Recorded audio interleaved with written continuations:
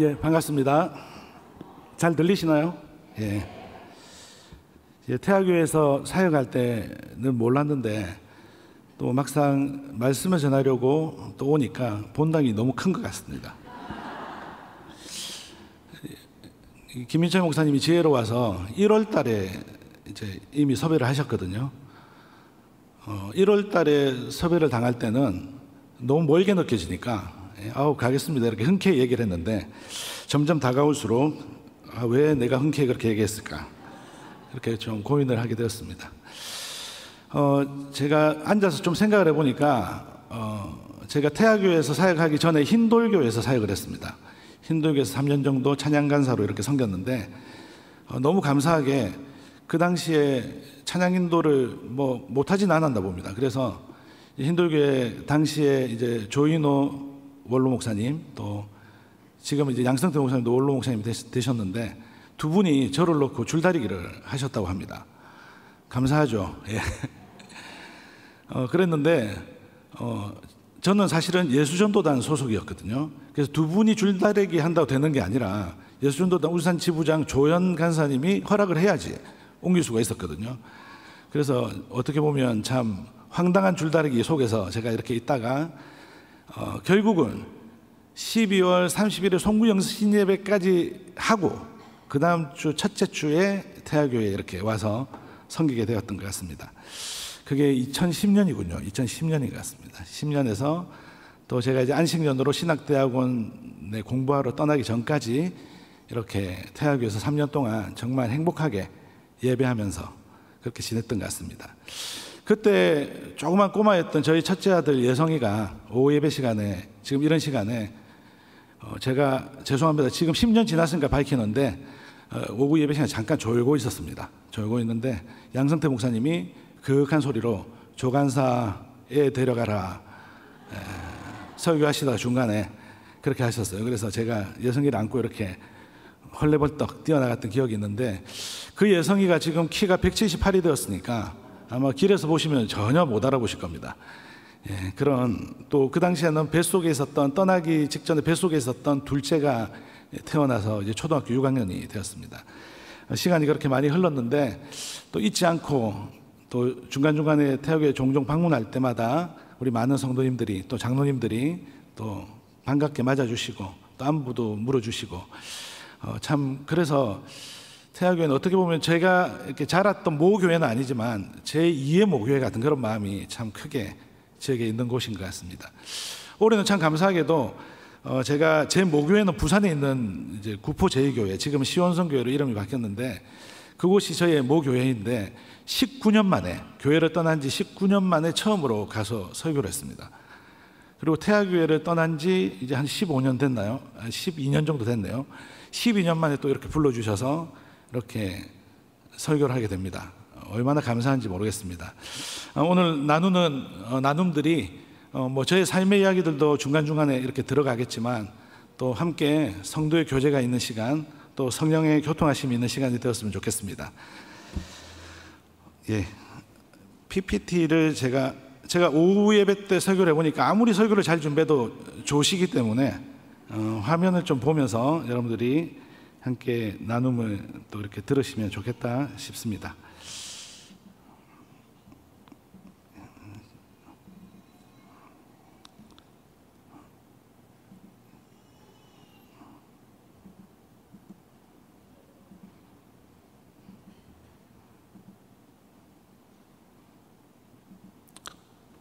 예, 화면이 뜨나요? 예.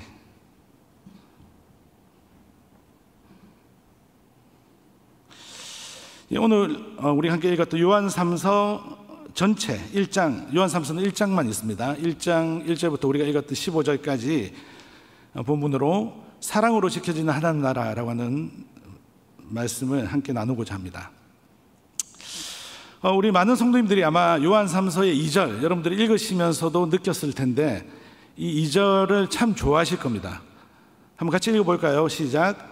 사랑하는 자여 내 영혼이 잘된 같이 내가 범사에 잘되고 강건하기를 내가 간구하노라.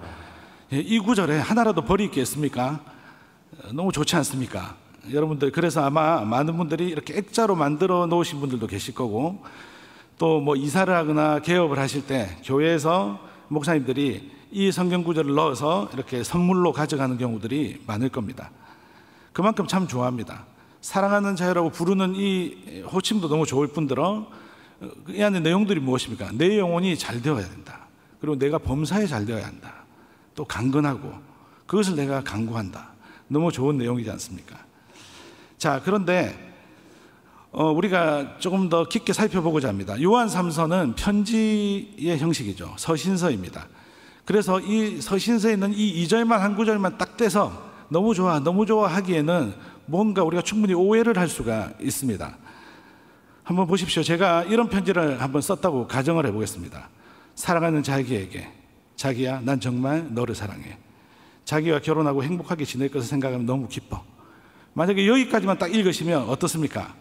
야, 정말 해피한 내용이다. 해피 엔딩으로 이렇게 끝난 내용이다 라고 생각하실 수가 있습니다. 그런데 그 다음부터 이렇게 반전이 일어나기 시작합니다. 그런데 난 정말 너를 사랑하기 때문에 가난하고 못난 내가 떠나야 한다고 생각해. 자기야, 난 너를 잊지 못할 거야. 자기야, 나와 함께 하지 못하더라도 행복해야 돼. 그런데 더 반전이 일어나죠. 7절에 자기야, 내가 형편이 되면 빌린 돈은 꼭 갚을게. 안 갚겠다는 말이죠. 자기야, 제발 경찰에 신고는 하지 말아줘. 간절히 부탁을 하고 있습니다. 여러분, 이런 편지를 여러분들이 받았는데 예를 들어서 앞부분만 읽으면 너무 행복하게 끝나겠지만 나중에 며칠 뒤에 이 남자가 실제로 돈을 안 갚고 이렇게 도망을 갔는데 그때서 읽으면 어떻게 됩니까? 큰일 났다. 내가 편지를 잘못 읽었다. 이렇게 되겠죠. 근데 이런 식으로 편지를 읽으면 안 된다는 사실 우리가 이렇게 기본적으로 충분히 이해할 수 있고 알고 있는데도 이상하게 성경을 읽을 때는 우리가 그렇지 않게 읽을 때가 참 많더라라고 하는 것이죠. 최근에 인터넷에서 이런 편지가 좀 화제가 되고 있습니다. 어떤 사람이 차를 끌고 있어요. 차를 끌고 니까 요즘은 아시죠? 사람들이 주변에 딱 그런 사고가 나면 핸드폰을 언제든지 꺼내고 이렇게 지켜보고 있습니다. 그래서 그 지켜보는 걸 인식한 이 사람이 어떻게 편지를 썼냐면 이렇게 편지를 썼어요. 주차하려다 당신 차를 손상시켰습니다. 주변의 목격자들이 지금 이 쪽지를 쓰고 있는 저를 바라보고 있습니다. 그들은 분명 제가 제 이름과 연락처를 적고 있다고 생각할 거예요. 그럼 이만. 이렇게 적어놓고 간 거예요. 여러분, 맥락을 모르면 어떻게 됩니까? 맥락을 모르면 이런 일들이 발생할 수가 있습니다. 맥락을 모르면 전혀 잘못된 오해와 착각을 가지고 살아갈 수가 있게 되는 것이죠. 여러분, 성경도 우리가 맥락을 이해하지 않고 또 맥락을 생각하지 않고 읽을 때가 참 많다는 것은 우리가 좀 곰곰이 생각해 봐야 할 일이겠죠.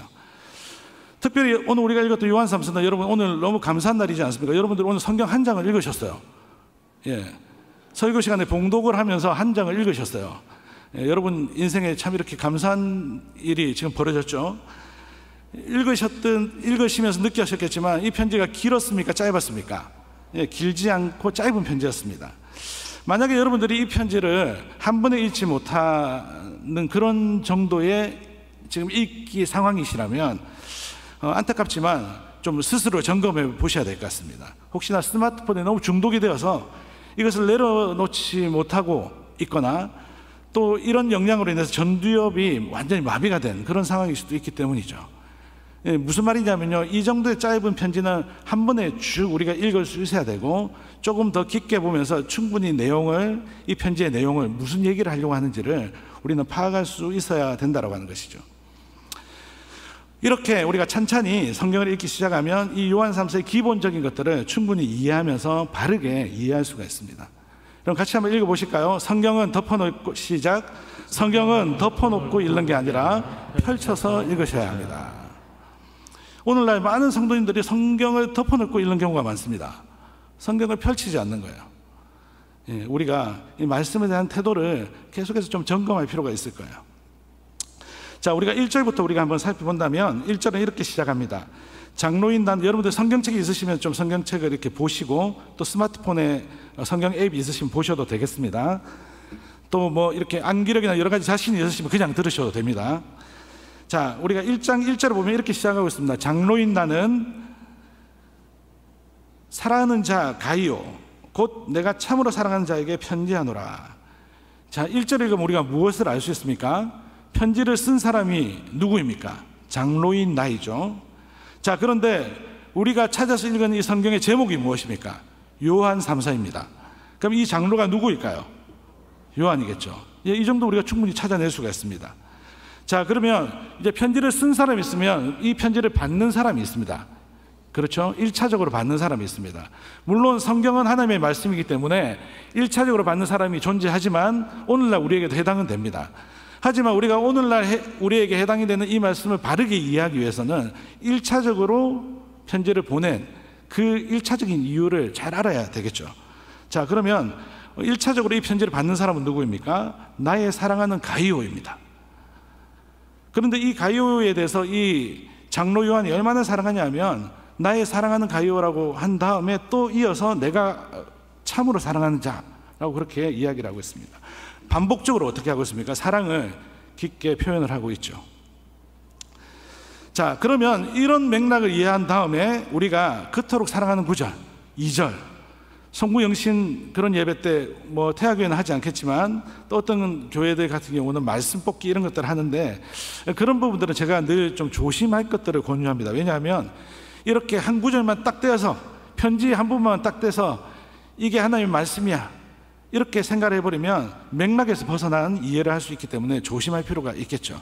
그래서 혹시나 그렇게 받는다 하시더라도 여러분들이 집에 가셔서 꼭 이 성경의 본문 전체를 한번 들여다보는 그런 습관들이 필요합니다. 우리 종교개혁자들이 솔라 스크립투라, 오직 성경, 이것을 외치면서 종교개혁을 했어요. 그런데 이런 문제들이 생기는 거예요. 여러 교단들이, 여러 교파들이 생긴 이유가 무엇입니까? 각자가 성경을 다르게 해석하는 부분들이 있기 때문이죠. 그래서 각자가 다른 교리들을 만들어내기 때문에 교단과 교파들이 나누지 않습니까? 그런데 오직 성경만 이야기를 하면 그런 식의 일들이 너무 많아지니까 종교개혁자들이 더 중요한 것이 빠졌어. 그래서 또 외친 말이 바로 토타 스크립투라입니다. 성경을 전체로 봐야 된다. 성경을 절로만 봐서 되는 것이 아니라 절이 이해가 안 되면 앞절과 뒷절을 보고, 앞절과 뒷절을 읽어도 이해가 안 되면 앞장과 뒷장을 함께 보고, 그래도 이해가 안 되면 권과 권을 보고 성경을 전체적으로 읽으면서 하나님이 하시고자 하는 메시지를, 우리가 하나님의 말씀을 발견해야 된다. 그런 의미에서 우리 종교개혁자들이 이런 이야기를 했다라는 사실을 우리가 기억할 필요가 있겠죠. 자, 2절을 보시겠습니다. 사랑하는 자여, 내 영혼이 잘된 같이 내가 범사에 잘되고 강건하기를 내가 간구하노라. 또 반복하고 있습니다. 사랑하는 자여. 가이오를 향해서 장로 요한은 계속해서 사랑을 이렇게 반복해서 이야기를 하고 있습니다. 얼마나 사랑받을 만한 행동을 했으면, 얼마나 사랑받을 만한 사람이면 이렇게까지 계속해서 반복해서 사랑하는 자여, 사랑하는 자여 이야기를 하고 있겠습니까? 그리고 그 안에 내용들이 무엇입니까? 내 영혼이 잘됨 같이 내가 범사에 잘되고 강건하기를 간구하노라. 이 좋은 마음들로, 이 좋은 표현으로, 이 좋은 내용들로 지금 이렇게 간구하고 있는 것입니다. 가이오를 칭찬하고 있는 것이죠. 자, 그러면 요한이 왜 그렇게 가이오를 사랑한다며 또 2절도 사랑하는 자를 외치며 이렇게 간구를 하고 있을까요? 그 이유는요, 3, 4절을 보면 명확해집니다. 3절을 보시겠습니다. 형제들이 와서 내게 있는 진리를 증언하되 내가 진리 안에서 행한다니 내가 심히 기뻐하노라. 내가 내 자녀들이 진리 안에서 행한다함을 듣는 것보다 더 기쁜 일이 없도다. 먼저 여러분, 가이오에게는 뭐가 있습니까? 진리가 있습니다. 그의 중심에는요, 진리, 즉 복음으로 채워져 있는 겁니다. 그런데 그 채워져 있는 이 복음을, 진리를 가지고만 있는 것이 아니라 진리로 행하고 있어요. 행동을 하고 있는 것입니다. 그러니까 복음을 가지고만 있는 것이 아니라 복음으로 삶을 살아가고 있는 것이죠. 그런데 이것이 더 아름다운 것은요, 우리가 성경에서 읽었던 것처럼 가이오가 스스로 자화자찬을 하면서 하는 이야기가 아니라는 것입니다. 형제들이 증언을 해주고 있는 거예요. 종종 그런 사람들이 있잖아요. 우리 공동체 속에서 자기만을 막 자기 자신의 어떤 일들을 계속해서 자랑하고 내세우려고 하는 그런 사람들이 있는데, 그런 경우에는 우리가 듣기는 들어주지만 속으로는 이렇게 좀 그만하지 이런 생각들이 들 때가 있을 겁니다. 그런데 그런 사람들이 아니라 자신은 계속해서 내세우고 싶지 않은데 다른 사람들이 계속해서 칭찬해주고 정말 잘했다라고 증언해주는 그런 사람들이 있죠. 이 가이오는 바로 그런 후자의 사람인 것이죠. 자, 그렇게 볼 때 그렇게 칭찬을 하고 있는 요한과 그리고 그런 칭찬을 받고 있는 이 가이오에게는 공통분모가 있는 것들을 발견하게 되어집니다. 가이오는 진리를 가졌고 진리를 행하는 사람이죠. 그리고 주변의 형제들이 증언을 해주는 그런 사람입니다. 그런데 요한은 어떤 사람입니까? 그런 가이오를 보면서, 그런 가이오에 대한 소식을 들으면서 자신의 이 영적인 자녀들이 진리 안에서 행한다함을 듣는 것이 가장 기쁨이 된다라고 그렇게 이야기를 하고 있죠.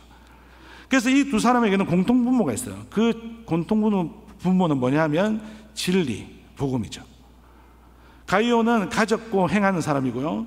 또 이 공통분모 속에서 이 요한은요, 그것 안에서 행한다는 소식을 듣는 것이 가장 기쁨이 되고 있는 그런 사람이죠. 즉, 이 두 사람은요, 같은 정체성을 가진 사람입니다. 진리, 복음의 정체성을 가진 사람이죠. 자, 그렇게 볼 때 여러분, 요한이 정말 기도하고 있는 것은 무엇일까요? 요한이 말하고 있는 내 영혼의 잘됨, 너의 범사에 잘되고 강건한 이 내용이 우리가 개업에 걸 때 기대하는 것처럼, 우리가 가정에 이 액자를 걸 때 기대하는 것처럼 사업의 번창, 가정의 성공, 그것을 1차적으로 이야기하는 걸까요? 그렇지는 않다라는 것입니다. 죄송하지만 우리는 적어도 이 구절을 보면서 그 생각을 조금 바꿔야 할 것입니다. 혹시나 그렇게 생각하고 있다면. 왜 그러냐면요, 문맥적으로 보면요, 1차적으로 볼 때는 이것은 진리와 관계가 있는 것이기 때문입니다. 복음과 관계가 있는 것이기 때문이죠. 그래서 내 영혼에 잘 되는 것, 그리고 내가 범사에 잘 되는 것은요, 이 진리와 이 복음과의 깊은 관계 속에서 이루어지는 그 일들이 잘 되기를 간구하고 있는 그런 것을 말하고 있는 것입니다. 자, 보십시오. 이제 가이오가 어떻게 구체적으로 진리 안에서 행했는지가 5절부터 이제 등장하고 있습니다. 사랑하는 자여, 내가 무엇이든지 형제 곧 나그네 된 자들에게 행하는 것은 신실한 일이니 그들이 교회 앞에서 너희 사랑을 증언하였느니라. 내가 하나님께 합당하게 그들을 전송하면 좋으리로다. 이는 그들이 주의 이름을 위하여 나가서 이방인에게 아무것도 받지 아니함이라. 그러므로 우리가 이 같은 자들을 영접하는 것이 마땅하니 이는 우리로 진리를 위하여 함께 일하는 자가 되게 하려 함이라. 여러분, 이 당시에는, 초대교회 당시에는 순회 전도자들이 있었습니다. 오늘날에도 뭐 그런 비슷한 역할을 한 사람들이 있을 수 있지만, 이 당시에는 이제 막 복음이 전파되는 그런 시기이지 않습니까? 그래서 순회 전도자들이 있었는데, 이들이 주로 믿지 않는 사람들에게 가서 복음을 전하기 때문에 이들이 생활하는 어떤 사역비라든지 사역에 가는 어떤 들어간 비용이라든지 이런 어떤 재정적인 것들은 어떻게 마련하기가 참 쉽지가 않았습니다. 이방인들이 처음 복음을 듣는 사람들이 이게 주머니를 열어서 그들에게 주는 그런 일들은 거의 드문 일이지 않겠습니까? 그래서 이 일들을 누가 도와야 되냐면 이미 믿고 있는 그리스도인 지체들이 주님의 교회 공동체가 도와야 되었던 것입니다. 가이오는 바로 이 일에, 이방인들을 위해 복음을 전하고 있는 이 순회 전도자들을 사랑으로 보살피는 이 일에 헌신이 되었던 사람이었습니다. 요한은요, 이 일에 헌신되어 살아가는 이 가이오의 삶을 바라보면서 이것은 진리를 위해 함께 일한 것입니다 라고 그렇게 고백을 하고 있는 것이죠. 여러분, 팀 켈러라고 하는 목사님이 있습니다. 뉴욕에서 리디머 교회를 개척해서 전 세계적으로 참 좋은 영향력을 끼쳤던 아주 귀한 믿음의 선배입니다. 재작년에 이렇게 하늘나라로 주님의 부름을 받고 가셨습니다. 이 팀 켈러 목사님은요, 회심에 대해서 이 세 가지 차원을 설명하셨어요. 회심은 첫 번째는 머리로 회심이 되어진다. 복음을 지적으로 이해하는 그런 단계이다. 그리고 이 머리 회심은 마음의 회심을 가져온다. 이 복음이 감정을 움직이고 가치관을 변화시킨다. 그리고 마지막으로 지갑의 회심을 가져온다. 이것은 오늘 현대인들에게 이해하기 쉽게 이야기하는 것입니다. 가치관이 변화되었으면 실제로 삶에서 그 가치관의 변화된 모습들이 드러나는 것입니다. 어떻게 드러납니까? 오늘날 현대인들의 경우에는 자신의 삶에서 자신이 가지고 있는 돈, 자신이 가지고 있는 재물, 자신이 가지고 있는 시간을 주를 위해서 사용하는 모습으로, 복음을 위해서 사용하는 모습으로 변화되어지는 그런 단계에 이르는 것이 회심의 3단계라고 하는 것이죠. 여러분, 우리가 정말 그리스도를 영접했다라고 하면, 그리스도가 정말 우리의 삶의 주인이라고 하신다라고 하면 삶의 모든 영역이 바뀌어야 하는 것입니다. 특별히 현대인들의 경우 이 재정 사용에서 확실하게 볼 수 있는 것이죠. 왜냐하면 오늘날 현대인들에게 가장 중요한 문제, 가장 집착하는 문제 1순위를 뽑아라고 하면 이 재정의 문제이지 않습니까? 여러분, 물론 극단적인 율법주의 형태는 경계해야 됩니다. 신앙은 밸런스가 중요하죠. 그래서 재정을 또 지나치게 그냥 교회만 다 갖다 주는 것, 뭐 아니면 소위 이제 선교적이니 또 복음적인 일에만 다 갖다 쓰는 것, 그것을 얘기하는 것이 아닙니다. 극단적으로 자기에만 사용하거나 극단적으로 교회만 다 갖다 주고 그것을 얘기하는 것이 아니라 우리는 균형이 있어야 됩니다. 우리를 위해서 쓸 수도 있어야 되겠지만 분명히 또 우리의 방향은 다른 사람들을 위해 또 주의 일을 위해 섬기는 그런 일들에 대해서 계속해서 이 양방향을 잘 살피면서 사용하고 있어야 되는 것이죠. 팀 켈러는 그런 관점에서 이야기를 지금 하고 있는 것이죠.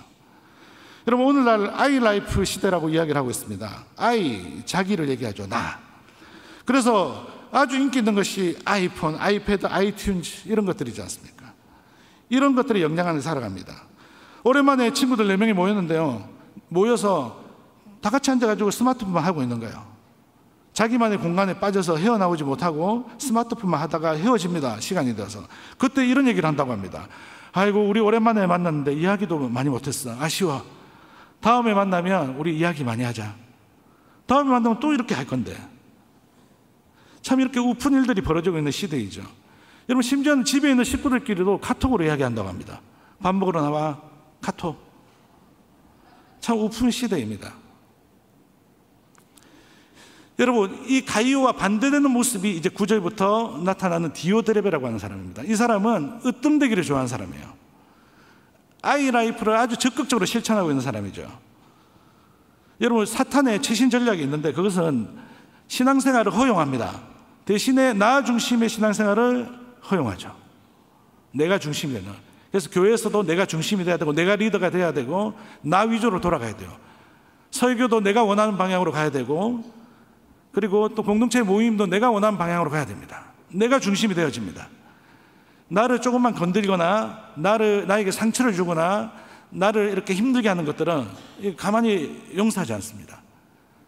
심지어는 이렇게 생각하는 사람들도 있죠. 뭐 교회가 여기뿐이야, 다른 교회 가면 되지.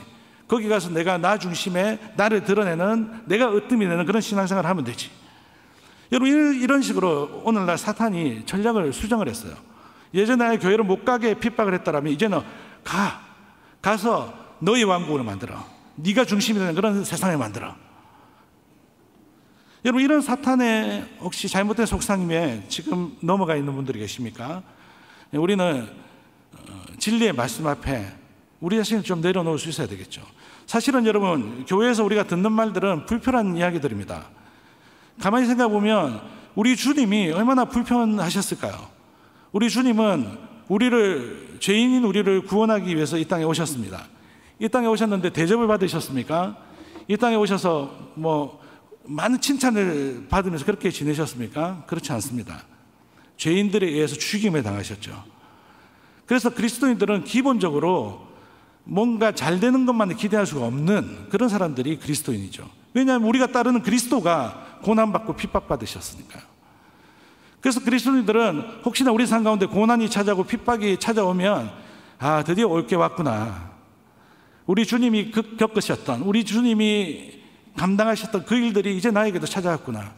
우리 주님이 걸어가신 것처럼 또 우리 주님이 나에게 힘을 주실 거니까 내가 이 고난을 주님과 함께 잘 헤쳐나가야지. 이 고난을 내가 이겨야지. 여러분, 그것이 그리스도인들의 기본적인 자세여야 합니다. 그런데 오늘날은 자기 중심의 이 신앙생활, 이 자기 중심의 이 사탄의 전략이 넘어가. 그럼 많은 사람들이 어떻게 생각을 합니까? 왜 나에게 복을 안 줘?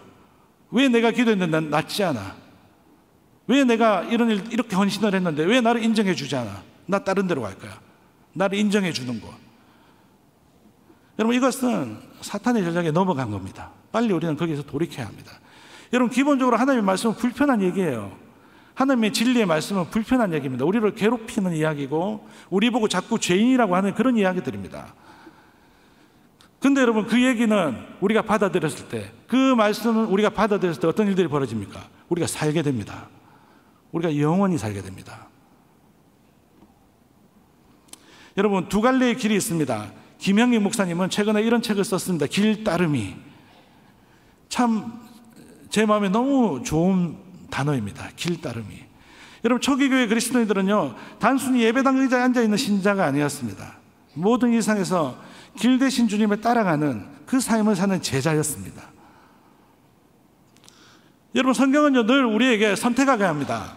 선택을 요구합니다. 바알을 따를 것이냐, 하나님을 따를 것이냐, 니느웨로 갈 것이냐, 다시스로 갈 것이냐.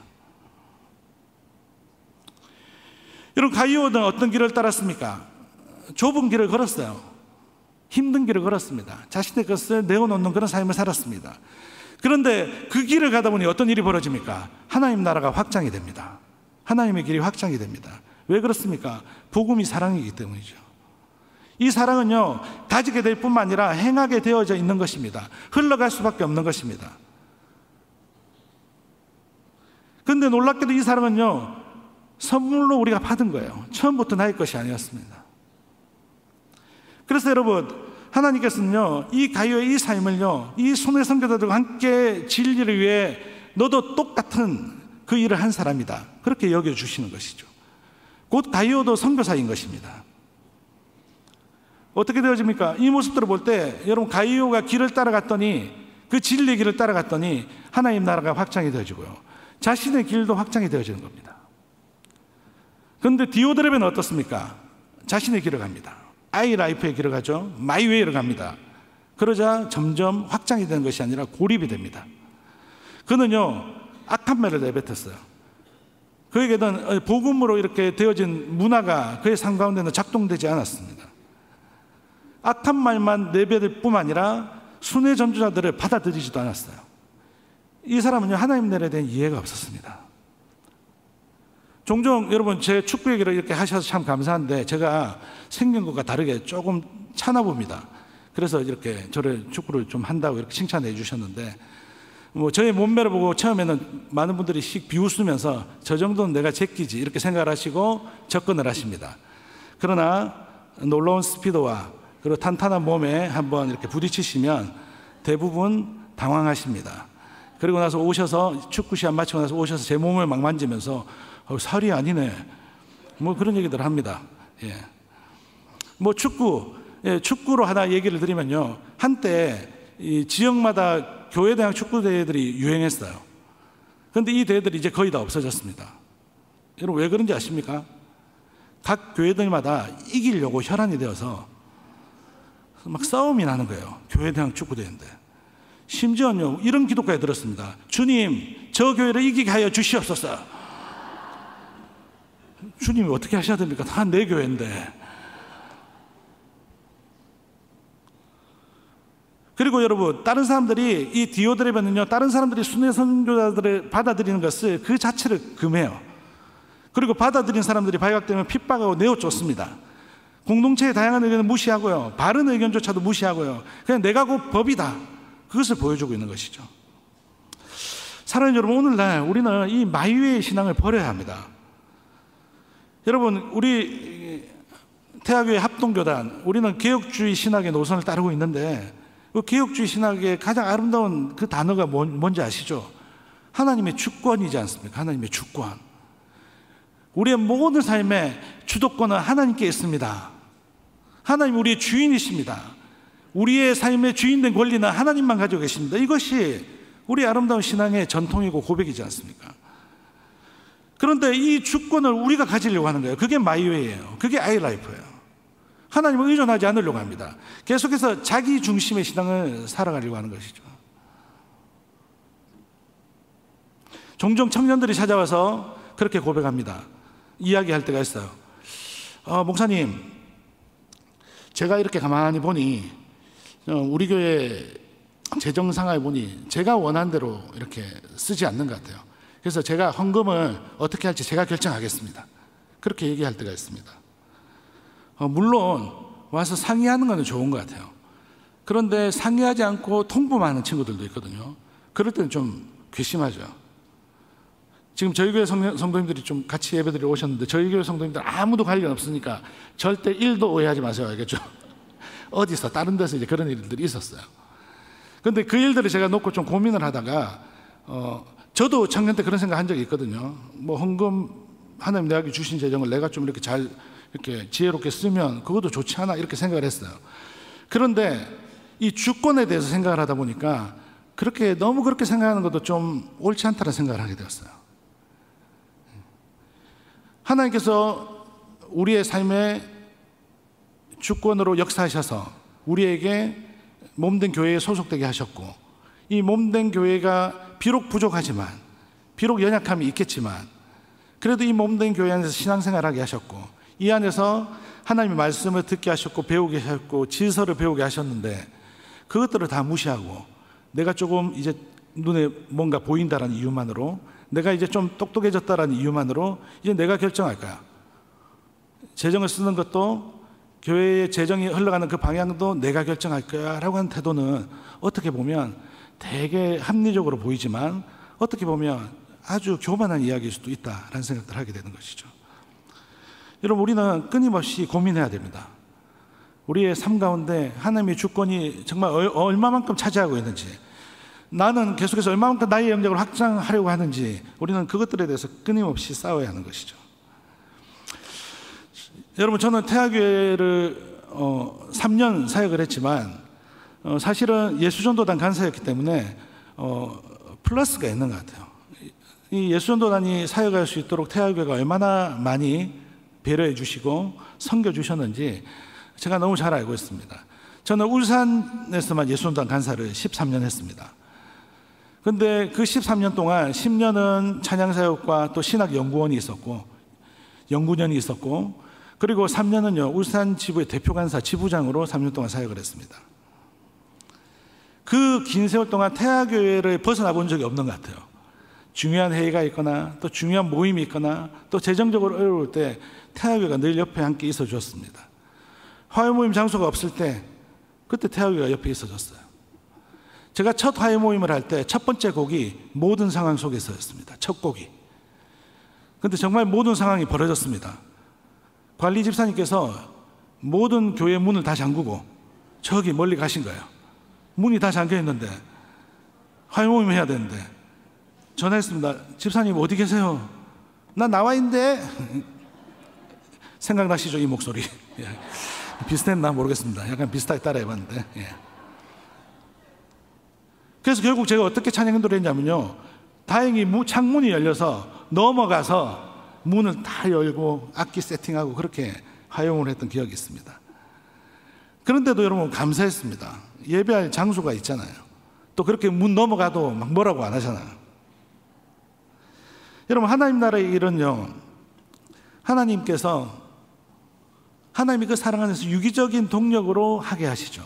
왜 그러냐면요, 하나님의 존재 방식이 그런 존재 방식으로 계시기 때문입니다. 하나님은 삼위일체로 계시잖아요. 성부, 성자, 성령 하나님은 삼위일체 하나님으로 동등한 본질로 동등한 위격으로 하나로 계시는 분이십니다. 예, 그 신비를 우리가 사실은 다 알 수는 없어요. 그 신비를 다 풀려고 할 수가 없어요. 왜냐하면 성경에서 우리는 나와 있는 만큼만 알 수 있기 때문이거든요. 이 하나님은요, 삼위일체 그 온전한 사랑의 방식으로 존재하고 계십니다. 그래서 이 삼위일체 하나님의 백성들, 이 삼위일체 하나님의 자녀들은요, 이 하나님의 존재 방식으로 존재해야 되는 것입니다. 그래서 여러분, 이 존재 방식이 교회 가운데도 온전히 드러나고 있어요. 교회의 머리는 누구이십니까? 그리스도입니다. 머리가 여러 개 있지 않습니다. 오직 하나입니다. 예수 그리스도 그분이시죠. 그리고 그 머리를 중심으로 많은 지체들이 있어요. 이 지체들이 유기적으로 연결되어져 있습니다. 그것이 바로 주님의 교회들이죠. 1차적으로는 우리 성도 개인이 될 수 있겠죠. 그리고 2차적으로는 또 지역교회들의 그런 하나된 모습일 수도 있습니다. 여러분, 이것은요, 하나님의 존재 방식을 닮은 거예요.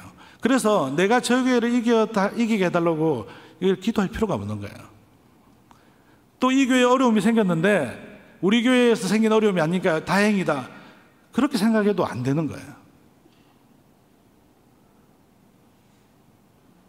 여러분, 사탄의 특징이 있습니다. 그것은요, 분리하는 거예요. 단절하는 거예요. 계속해서 이렇게 다 찢어지게 해서 그냥 각자만 남게 해서 힘없게 만들어서 그냥 다 잡아먹으려고 하는 것이, 그게 사탄의 전략이잖아요. 그런데 여러분, 제가 보아온 태화교회는요, 뭐 물론 여러분들 안에서 이런저런 어려움들이 분명히 있으셨을 수도 있겠지만, 여러분들이 크게 걸어온 그 걸음들을 보면요, 사랑으로 섬겨주셨어요. 울산의 선교단체들을, 또 울산의 많은 교회들을, 또 이번에도 이렇게 또 저같이 개척을 해서 나가 있는, 제가 얼마나 무식하게 개척을 했냐면요, 완전 맨땅에 헤딩을 개척했거든요. 근데 그런 사람은 또 부르셔서 위로하시고 또 격려해 주시는 거죠. 여러분, 이런 사람들이 버틸 수 있는 것, 그것은요, 여러분들의 그 큰 걸음의 사랑 때문입니다. 여러분들이 그 큰 걸음의 사랑으로 교회가 나아가는 방향에 동의해 주시고 함께 해 주셨기 때문에 여러분, 하나님 나라는 확장이 되어졌습니다. 여러분, 오늘날 포스트 크리스텐덤이라고 좀 어려운 용어인데, 크리스텐덤이라고 하는 것이 기독교 중심이라고 생각하시면 되겠어요. 중세 유럽은 기독교 중심의 세계였어요. 그렇잖아요. 교회가 모든 것을 다 가지고 있었어요. 목회자들의 월급도 나라가 줬어요. 그런데 오늘날은 이제 포스트 크리스텐덤 시대가 되었습니다. 이제는 더 이상 교회가 세상의 중심이 되지 못합니다. 한국도 마찬가지입니다. 교회가 막 부흥해서 기독교가 뭔가 중심이 되는 것 같았지만 이제는 그렇지 않습니다. 정말 어렵습니다. 개척을 해보니까 뼈저리게 느낍니다. 여러분, 개척해보니까 제가 찬양인도를 얼마나 못하는지 개척해보니까 알게 되었어요. 태학교에서 제가 찬양인도 지금도 기타 들고 쫙 하면 여러분들 그냥 일어나서 막 같이 눈물 흘리면서 찬양인도 할 수 있습니다. 근데 저녁에서 제가 찬양인도 하면요, 일단 저희 아들 두 놈이 입도 열지 않습니다. 입도 열지 않아요. 한 번은 개척을 하고 예배를 드리는데 이상한 목탁 소리 아니죠. 스님이 이렇게 막 중얼중얼 거리는 소리가 나는 거예요. 제가 깜짝 놀랐어요. 누가 이런 소리를 내지? 저희 막내 아들이 맨 앞에 앉아가지고, 그날 하필이면 찬양이 날이 저물어 갈 때, 빈들에서 걸을 때, 그때가 하나님의 때. 얼마나 개척교회 목사 부르면 절절해요. 근데 그거를 얘가 낮은 음으로 어디서 보고 들은 건 있어가지고, 날이 저물어 갈 때 이렇게 하는데, 처음에는 이게 무슨 소리, 연불 소리인가 하다가 나중에 보니까 저희 둘째가 찬양을 부르고 있는 거예요. 듣다 보니까 너무 웃기는 거예요. 성도님들은 그때 많지 않아가지고 조금 있었는데, 근데 결국은 계속 듣다 보니까 너무 웃겨서 웃음이 제가 터져버렸습니다. 그래서 참지를 못하고 고개를 숙이고 강대상 밑으로 일단 웃음을 멈추게해서 숨었습니다. 근데 그때 저희 아내 건반 치고 있다가 남편이 갑자기 힘들어서 오열하는 줄 알고 눈물을 흘리면서 찬양을 하기 시작했습니다. 빈들에서 걸을 때 막 울면서. 저희 어머니 영상으로 보시다가 눈물 콧물 다 흘리시고 막 난리가 났어요. 근데 저는 웃겨서 웃음 참기 위해서 숨고. 그런데 더 놀라운 일이 벌어진 것은 다시 일어서려고 하다가 강대상에 머리를 부딪히게 됩니다. 그 다음부터는 이제는 웃음을 참을 수가 없게 됐습니다. 그래서 이제 꺽꺽 이제 저는 웃었는데 정말 이제 오열로 이렇게 들린 거예요. 그래서 이제 온 교회가 막 이렇게 눈물바다가 된 적이 있습니다. 별 희한한 일들이 다 생기더라고요. 여러분, 교회가 참 쉽지 않은 시대입니다. 또 쉽지 않다고 이야기를 합니다. 하지만 분명한 것은요, 아무리 쉽지 않아도 교회의 주권은 하나님께 있습니다. 그래서 망하지 않습니다. 그래서 개척교회를 하는 겁니다. 하지만 지혜는 필요하겠죠. 바로 그 지혜가 우리는 가이오의 모습에서 배울 수 있고, 또 여러분들이 걸어오신 그 걸음에서 저는 발견할 수 있다고 생각을 합니다. 그래서 우리가 복음 안에서 연합하고 연대해야 합니다. 복음 안에서 서로 사랑하고 격려하고 아껴야 합니다. 마지막으로 이제 사역을 잠깐만 설명해드리고 마치도록 하겠습니다. 이제 제가 교회를 아파트 상가에 개척을 하고요, 이렇게 시작을 했는데, 어느 날 한 2년 정도 지났을 때 이렇게 생긴 선교사님이 저에게 찾아오셨습니다. 이분은 이제 저와 축구도 같이 하시는 분이고 또 예수전도단의 대선배이기도 한데 카자흐스탄 선교사 출신의 한 목사님이셨습니다. 이분이 한 10년 정도 유니스트에 온 중앙아시아 우리 유학생들에게 양고기를 구워주는 사역을 했어요. 그러다가 이 선교사님이 은퇴를 하시게 되었습니다. 은퇴를 하시게 되자 더 이상 이제 양고기를 구워주는 이 사역이 진행될 수 없게 되었죠. 그때 이분이 저에게 찾아오셔서 이 일을 함께 하자. 이 귀한 일이 멈춰지지 않았으면 좋겠고 좀 복음이 이렇게 증거되었으면 좋겠다. 그래서 기도하기로 하고 그렇게 이제 이 사역에 대해서 고민을 하기 시작했습니다. 한 2주 뒤에 선교사님이 식사를 같이 하자고 연락이 오셨어요. 그래서 이제 식사를 하러 갔습니다. 근데 식사 기도가 이상하게 흘러가는 거예요. 하나님 감사합니다. 이 귀한 사역자를 우리에게 보내주셔서 이 귀한 사역이 일어나게 계속해서 이어지게 해주셔서 감사합니다. 제가 선교사님께 눈을 뜨고 물었습니다. 제가 승낙하러 온 거 아닌데요. 에이, 밥 먹으러 오면 승낙된 거야, 끝. 그렇게 되어서 이 사역이 놀랍게도 이어지게 되었습니다. 선교사님들의 기도, 또 그렇게 되었을 때 제가 거절할 이유가 하나도 없었다라고 하는 것이죠. 이 일을 해야 되겠다. 그래서 저희 일상누린교회는 언양의 작은 아파트 상가에 있다가 구영리에 있는 장소로 이렇게 이동할 수 있게 되었습니다. 그리고 이곳에 현재 인도에서 온 친구들, 또 아프리카 가나에서 온 친구들이 함께 예배를 드리고 있습니다. 많지는 않지만 함께 서로 사랑하고, 함께 언어도 100% 통하지 않지만 또 언어를 잘하시는 또 귀한 집사님도 보내주시고, 또 손짓 발짓 하면서 사랑으로 소통하고 그렇게 지내고 있습니다. 그래서 사진을 보여드리면, 제가 첫 번째 저희 교회 찾아온 성도님에게 제가 1호 성도님인데 1호 집사님이 되셨고 1호 세례자가 되셨어요. 제가 목회자로서 첫 번째 온 성도님이 저희에게 세례를 받게 되어질 때 얼마나 감격스러운지 모르겠습니다. 그리고 오늘 예배에 참석하고 있는 우리 아미샤다이가 이렇게 첫 번째 외국인 성도로 등록을 했습니다. 언양에서 이제 마지막으로 함께 예배를 드릴 때 장면입니다. 그리고 새로운 장소를 이제 꾸미기는데 다 같이 이렇게 열심히 일을 했습니다. 많은 동력자들이 도와주셔서 정말 세상적인 견적으로는 이제 해낼 수 없는 일들을 이렇게 해내게 되었어요.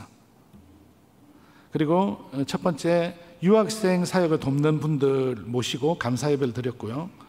또 저희 교회를 후원해 주신 분들을 모시고 또 이렇게 예배당 이전을 감사 예배를 드렸습니다. 참으로 귀여운 아기가 있죠. 저희 교회의 가장 막내 담비라고 하는 인도 꼬마입니다. 저희 교회에서 이렇게 돌잔치를 하게 되었어요. 얼마나 감사한지 모르겠어요. 그리고 또 저희 교회는 계속해서 말씀으로 성장할 수 있도록 계속해서 말씀 사경회도 하고 또 이렇게 제자 훈련도 하고 그렇게 함께 사랑과 은혜 안에서 이렇게 보내고 있습니다. 예, 말씀 맺도록 하겠습니다. 여러분, 개척교회 하면 자꾸 뭔가 도와야 되겠다, 내가 뭔가 보태야 되겠다, 또 그렇게 생각하다 보니까 좀 피곤하게 생각하는 그런 경향들이 있는 것 같아요. 그런데 제가 개척교회를 해보니까요, 또 여러분들도 충분히 공감할 수 있는 게, 여러분들이 누군가를 도와줬을 때 야, 내가 도와줘서 뿌듯해라는 마음도 물론 있겠지만 더 크게 느끼는 건 무엇입니까? 내가 도와주러 갔다가 사실은 내가 더 크게 배우지 않습니까? 내가 도와주러 갔다가 내가 얼마나 부족하고 연약한지를 발견하고 오지 않습니까? 개척교회라면 제가 그걸 느끼는 거예요. 내가 교회를 섬기는 줄 알았는데 주님이 나를 섬기시는 거예요. 내가 교회에 대단한 사람인 줄 알았는데 주님이 대단하신 분이죠. 그래서 여러분, 개척교회를 바라보실 때 애틋한 눈빛으로 바라보시지 마시고 그냥 사랑스러운 눈빛으로 바라보시면 좋겠습니다. 이제 아장아장 크고 있구나, 정말 사랑하는 우리의 동력자이구나, 우리의 가족이구나, 그런 눈빛으로 바라보시지 않겠습니까? 그렇게 되어질 때 우리는 주님의 마음을 더 크게 배울 수 있을 것입니다. 저희 교회에 기도 제목들이 있는데 그 기도 제목들은 또 우리 김 목사님 나오셔서 인도해 주실 것입니다. 제가 기도하도록 하겠습니다.